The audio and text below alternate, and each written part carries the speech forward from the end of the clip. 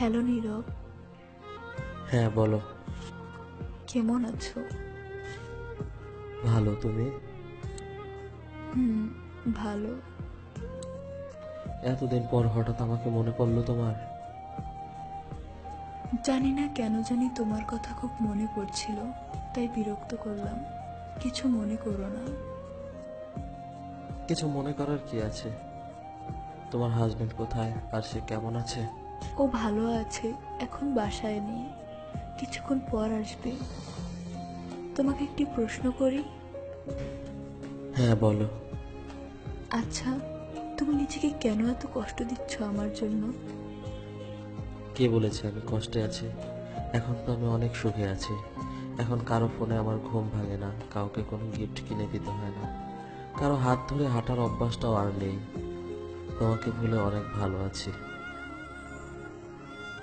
নিজেকে আর কতদিন এভাবে লুকিয়ে রাখবে? আমি তোমার মনের ভাষা বুঝতে পারি। আমি জানি তুমি ভালো নেই।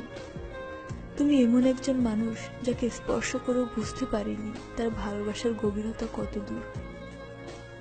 কাউকে স্পর্শ করলে ভালোবাসা বোঝা যায় না, ভালোবাসা বুঝতে অনুভূতি লাগে, আর সে অনুভূতি তোমার ছিল না।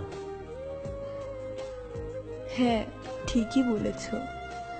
আমি তোমাকে অনুভব করতে পারিনি, হয়তো এই ভুলটা আমারই। আমি তোমার দোষ কখনোই দিব না, আসলে অনুভব করার মতো ভালোবাসতে আমি পারিনি তোমাকে। আমার জীবনের সবচেয়ে দামি মানুষটা ছিল তুমি। হয়তো বুঝতে দেরি করে ফেলেছি আমি, আর এর জন্য চোখের জল ফেলতে হয় নীরবে। মুখের কষ্টগুলো বুকিয়ে চেপে রাখতে হয়।